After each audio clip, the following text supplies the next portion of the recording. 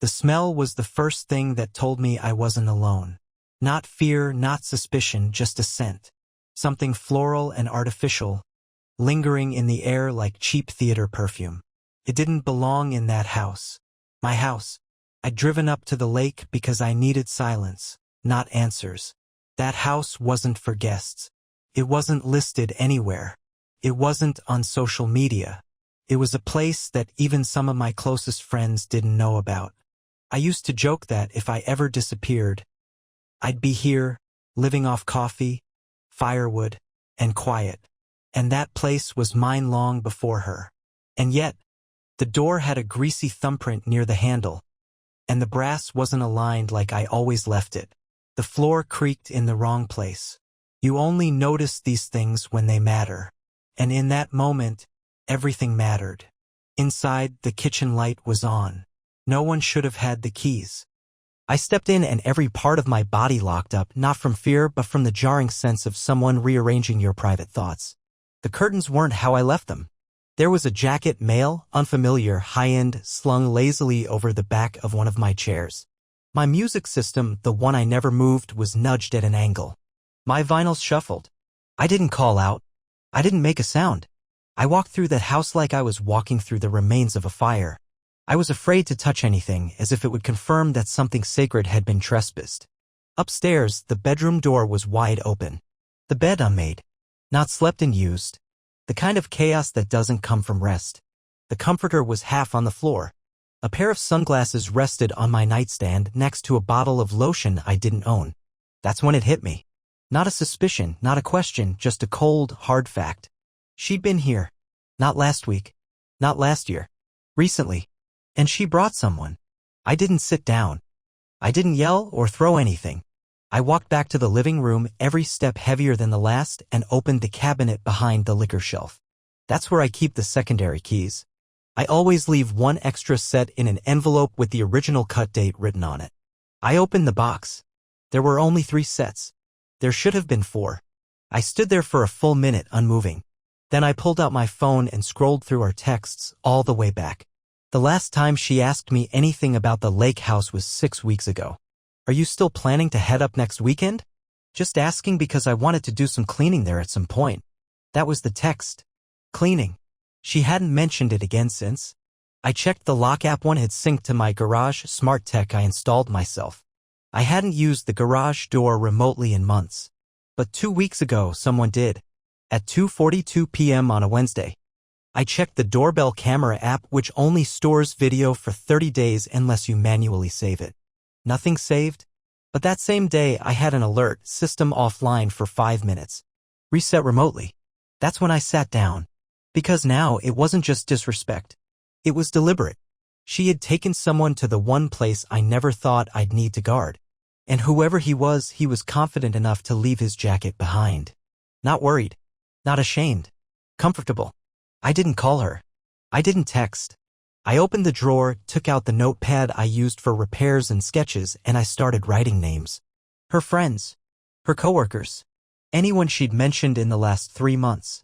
I wasn't going to ask questions. I was going to find out everything. I drove back to the city without music, without calls, without even the sound of traffic getting through. Everything was just a low hum in my ears, like my brain was muting the outside world so I wouldn't miss a single thought crawling through the cracks.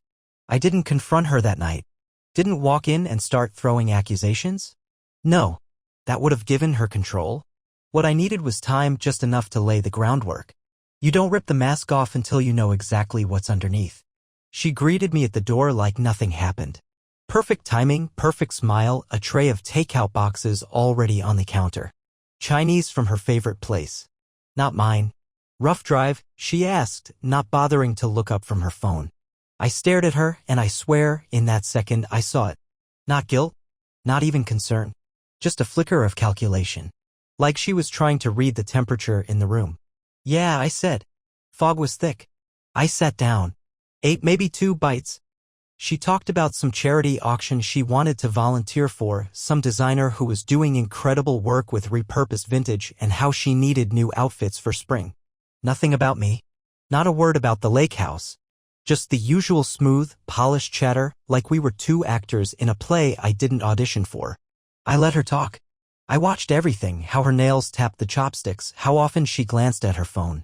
I started noticing things I'd never registered before. Like how she always positioned her body slightly away from me at dinner now. How her laughs never reached her eyes anymore.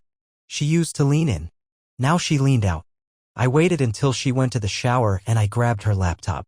Yes, I know it's a line. I know what it says about me. But that line burned down the second I stepped into that house and smelled another man's cologne in my bedroom. The laptop was clean. Too clean. Her recent tabs were fashion blogs, Pinterest boards, home decor.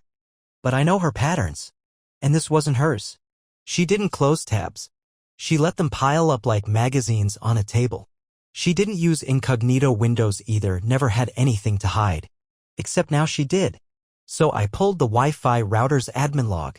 Every device that connected to her home network in the last 30 days. There it was. Unknown device. Android. MAC address I didn't recognize. Logged in the previous Saturday night between 9 p.m. and 1 a.m. when I'd been away on a business trip. Just long enough to stream something. Just long enough to wait for someone. I wrote that address down. And then something stupid happened. Something small. I opened the Notes app on her phone, which was lying face down on the nightstand. It was open. She'd been writing something and forgot to close it. It was a list. Titled, Plans. Top 3 bullets, get locks changed. Talk to Marcus Re, subletting lake property. Lawyer? No context. No dates. Just that. I stared at that word. Lawyer. I backed out of the app and left everything exactly as it was. When she came out of the shower, towel wrapped around her like armor, she gave me this half-lazy smile and asked, still tired? I said yeah. Long week. But in my mind I was already talking to Marcus. And I had no idea who he was. I found Marcus the next morning and he wasn't hard to track down. I started with her Instagram. She rarely posted herself, but she tagged. And deep in her likes, buried in the comments of an art gallery photo, was a string of inside jokes between her and someone named Mark with AC. Clicking on his profile led me to a public portfolio, photographer, creative consultant. The usual inflated titles. That didn't matter. What mattered was the second photo on his feed. My lake house. From the deck. The view I'd framed myself right down to the cracked lantern hanging near the edge. Posted with the caption, "The light here hits different." My hands were shaking before I even realized I was dialing his number. Found on his site, under a contact form he clearly never thought anyone would actually use. He answered. Calm. Too calm. Marcus speaking. Hey, I said, neutral tone level. I think you were at a property of mine a few weeks back. Mind telling me how you got in? There was a pause. One of those calculated silences where the other person is stalling, weighing options. Then, I'm sorry, who is this? You don't need my name, I said. You were in my house. My lake property. I have the logs. I have the footage. I'm not interested in the spin. Just tell me how you got the key. He exhaled into the phone, like he was trying to decide whether to hang up or dig deeper. She said it was hers, he finally said. Said it was part of her portfolio, that it was a family home being remodeled. I didn't know. You didn't know what? That it wasn't hers to give. He said nothing. Here's what's going to happen, I said. You're going to stay the hell away from my house, and from now on, you treat anything with her name on it like it's radioactive. Because the next time you step foot there, it's breaking and entering. You understand? Another pause. Yeah. Okay. He hung up. I sat there in my home office for a long while, staring at the wall where our wedding photo used to hang. I'd taken it down last year during repainting. She never asked why I didn't put it back up. That afternoon, I went to a locksmith and had the entire system reconfigured, both at the lake and at home. Smart locks, no more physical keys. I did it without a word to her. That night, she came home with a bottle of wine and a scarf I hadn't seen before. She threw her coat over the chair, leaned down, and kissed my cheek like nothing was unraveling. Guess what, she said.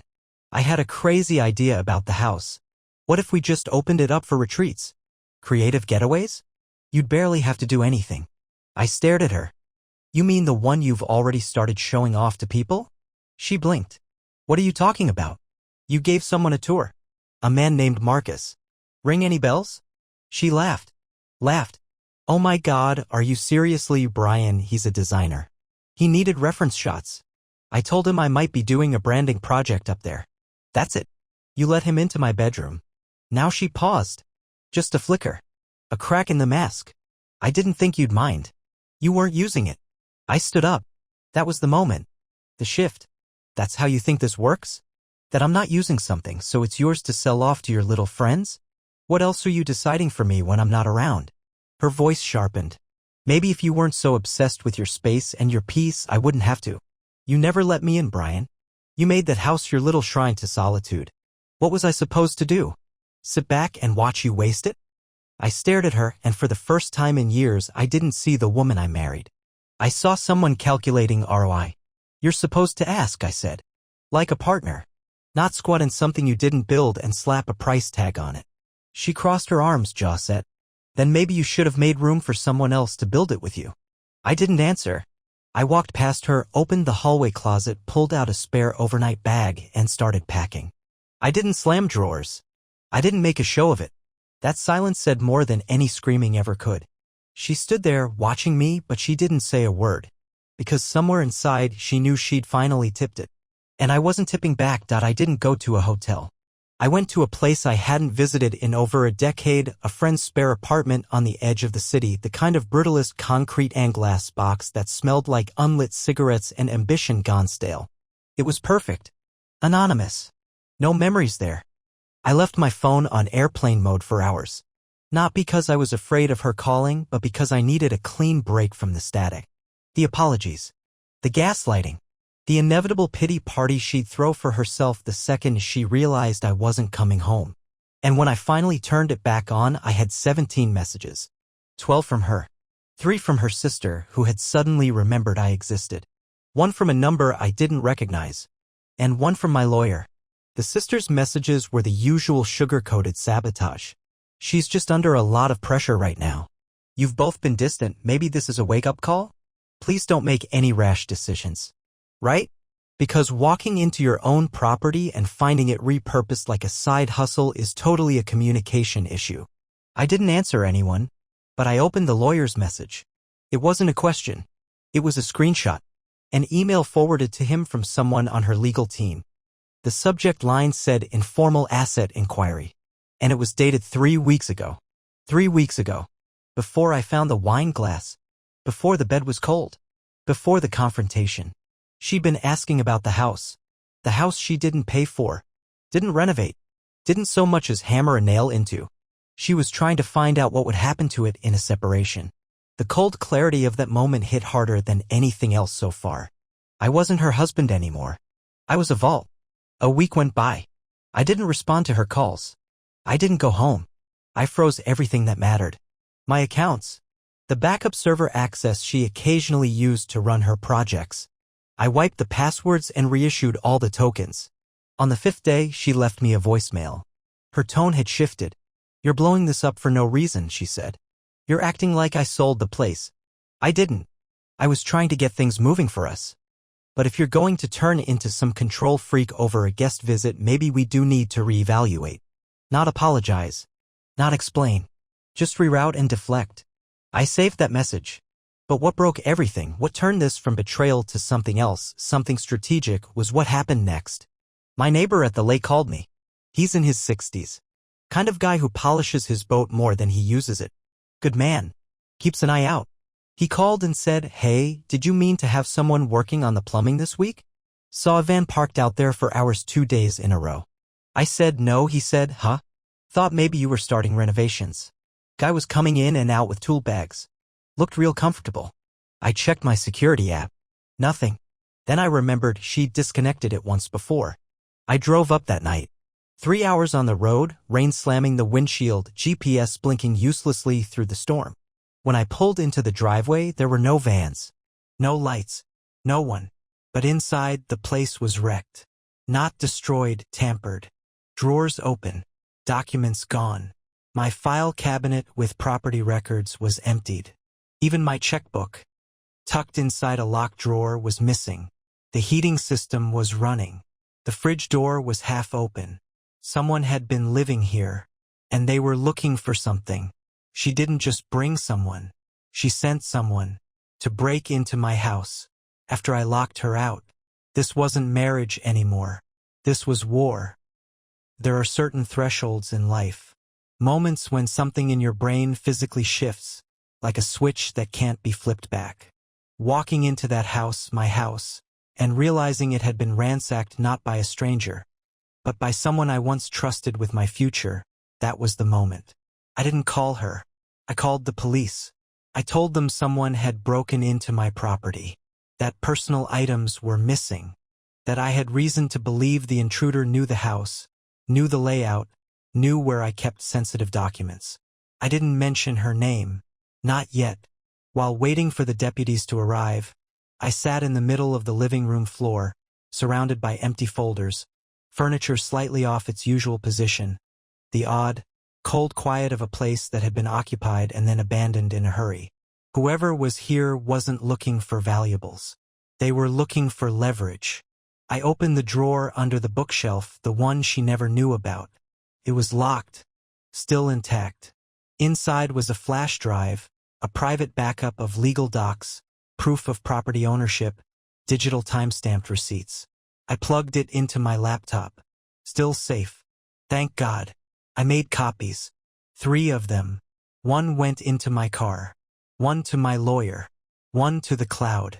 When the officers arrived, I walked them through the house calmly. Explained what was missing, what had been moved. I showed them photos of the place in its untouched state, dated, organized.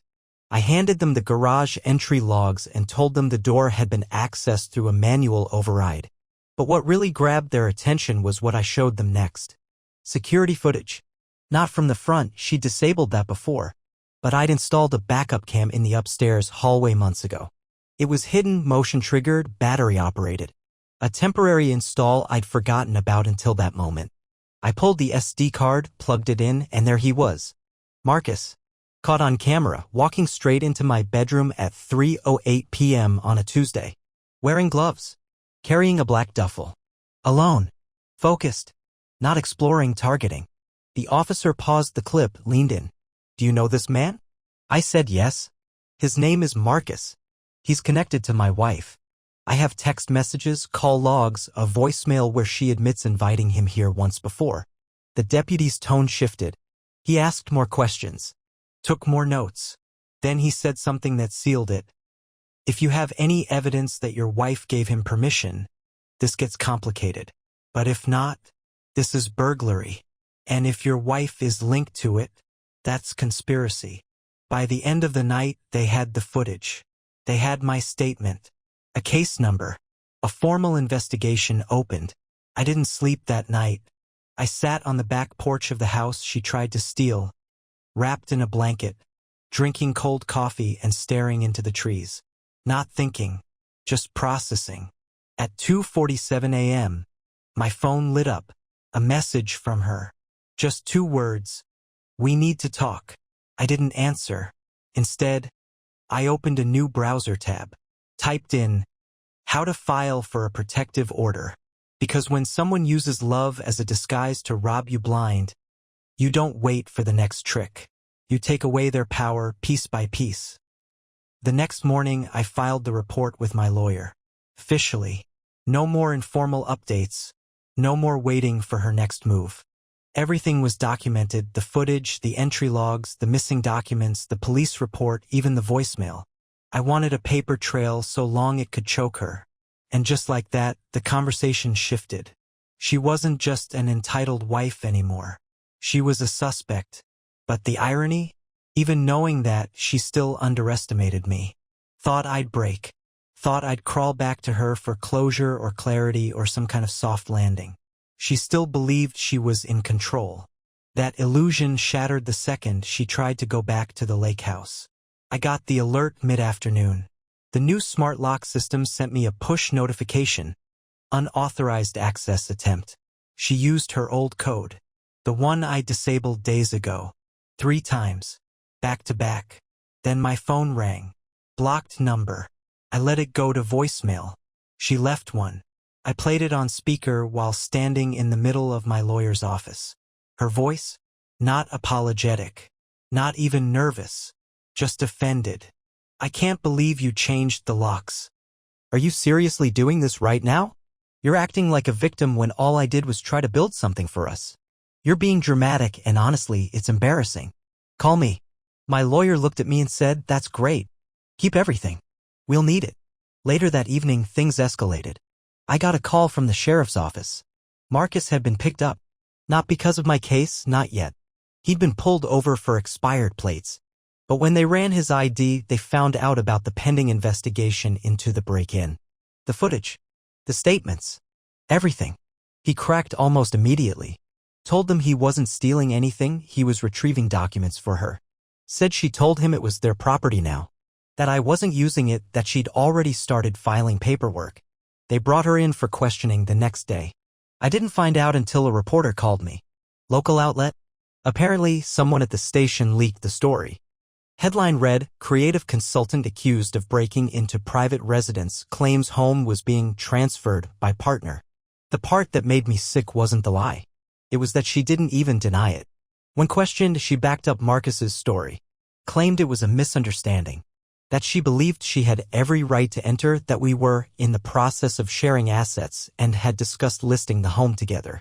Which, of course, was complete fiction. I didn't reply publicly.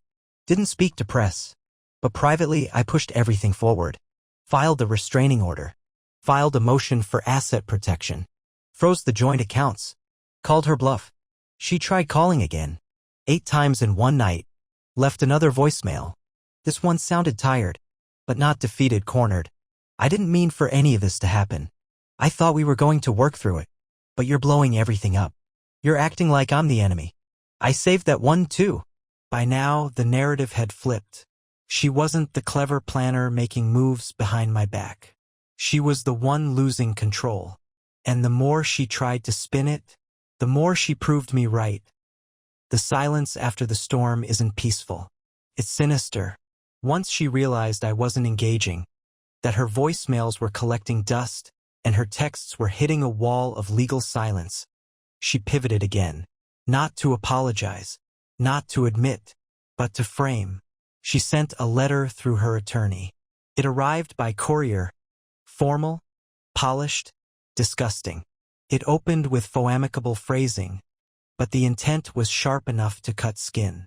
She was demanding a mediated conversation regarding mutual property, citing emotional distress over the recent communication breakdown.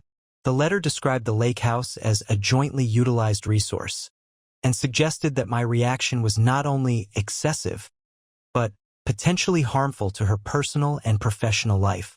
She was painting herself as the wounded party, a misunderstood spouse, a woman caught in the gears of a marriage she claimed had been emotionally vacant for some time. It was bold, shameless, and I knew exactly what it was. Her last civil attempt to extract value before everything imploded. She wasn't reaching for resolution. She was testing how much leverage she still had.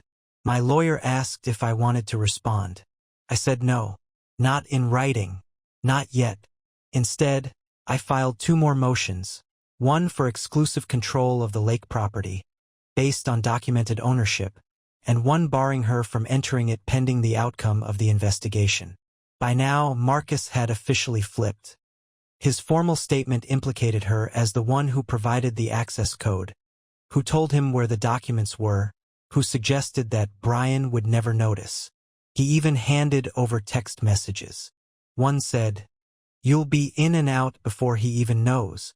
Just grab the folder in the bottom drawer. It's under the old utility bills." Verbatim. The officers followed up with me. Asked if I wanted to press full charges. I said yes. It was no longer about revenge. It was about principle.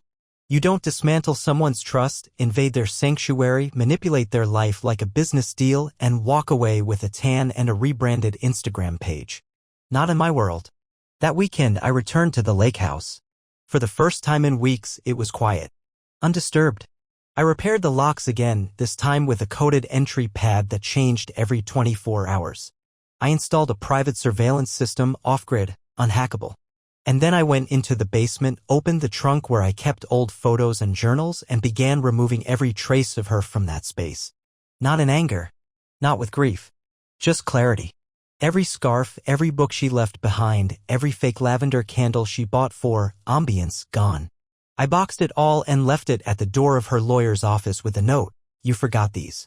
Don't forget what else you tried to take." 3 days later, I got word the charges had been filed. 1 count of conspiracy to commit burglary. 1 count of trespassing with intent to defraud. And for Marcus? Full burglary and accessory to fraud. The case would go to court in a matter of weeks. And her silence finally broke for real. She showed up outside my office. No warning. No call. Just appeared like a ghost refusing to stay buried. She looked different. Makeup overcompensating, hair curled in that way she always used when she wanted something. She smiled, but her eyes were pure calculation. "Can we talk?" she said. "No," I replied. "You're really doing this?" I nodded. "You already did." She stepped closer.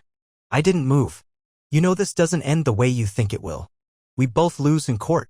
"No," I said. "You lose. I already did. You just haven't felt it yet." For the first time I saw it. A flicker of panic. Just a flash, but real. And she left without another word. That's when I knew. She never expected me to finish what she started. When the court date was set, something inside her must have cracked, because her whole approach changed. She stopped trying to gaslight, stopped trying to charm. She turned ugly, and not the loud kind, the manipulative kind, the kind that uses every gray area like a weapon. Her lawyer sent over a motion, petitioning for partial ownership of the lake property based on emotional contribution. They claimed that while her name was never on the deed, she had helped shape the aesthetic and purpose of the home through joint planning and vision. It was laughable. No receipts, no payments, not even a nail purchased with her money. But that didn't stop them from trying. What she lacked in evidence, she made up for in performance. She submitted a signed statement, pages of poetic nonsense. A timeline of our relationship, rewritten from her own fictional point of view. In it, she described the house as our shared dream, claimed it was always intended to be a family property, and even referenced moments I never recalled happening. Dinners that didn't exist. Conversations I know we never had.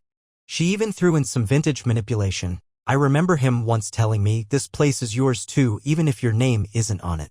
That moment stayed with me. Pure invention. Bold. And for the first time, it became clear this wasn't just about property anymore. This was legacy theft. She wanted to rewrite the story of what we were, what I built. But here's where the tables truly turned. Marcus had kept everything. Texts, emails, voice memos, screenshots of her instructing him to keep things quiet and just grab what's in the bottom drawer. She even sent him a selfie from my house, in my bed, with the caption, "Next time, you're coming with me." That one hit like a brick. My lawyer called me the night before our pre-hearing, voice tight with disbelief. "She's going to bury herself, Brian. We just have to let her."